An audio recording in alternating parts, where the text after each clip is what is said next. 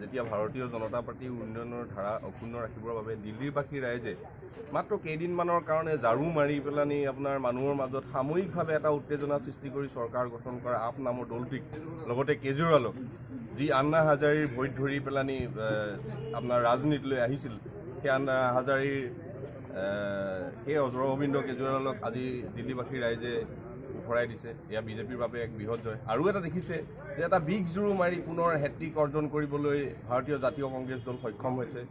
ইও কি বুজায় যে ভাৰতীয় জনতা পাৰ্টীৰ প্ৰতি ভাৰতবাসীৰ যি আস্থা আৰু বিশ্বাস, বিশেষকৈ দিল্লীবাসীৰ, দিল্লীৰ দৰে শিক্ষিত দিল্লীবাসীৰ যি আস্থা আৰু বিশ্বাস, এই আস্থা আৰু বিশ্বাসৰ প্ৰভাৱ 2024 অসমত দেখিবলৈ পাব।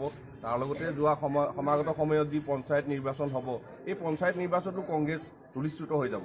আজি কংগ্ৰেছে কি কৰি আছে, যি সময়ত কংগ্ৰেছ হাৰিছে, বিগ জিৰ' লৈ আছে, তেখেতলোকে অসম কংগ্ৰেছে ভূপেন বৰাৰ ঘৰত ভূপেন বৰাৰ দেউতাকৰ নামত কিবা আপোনাৰ ৰাজহুৱা ভৱন আধাৰশিলা কৰিবৰ বাবে 2-3জন সাংসদক লগত লৈ ভূপেন বৰাৰ ঘৰত ইয়াত বহি আছে।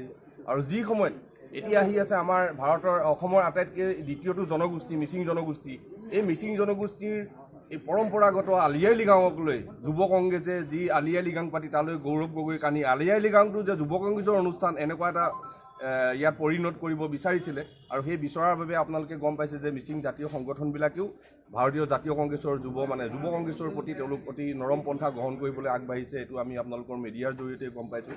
গতিকে অসমৰ ৰাইজে কংগ্ৰেছক এই মুহূৰ্তত সৰ্বোচ্চভাৱে সৰ্বতোভাৱে ত্যাগ কৰিছে। আৰু ভাৰতীয় জনতা পাৰ্টি আৰু অধিক শক্তিশালী হৈ আগুৱাই যাব। এই নিৰ্বাচনে অসমবাসীৰ ৰাইজত তেনেকুৱা এটা প্ৰভাৱ পেলাব বুলি আমি আশাবাদী।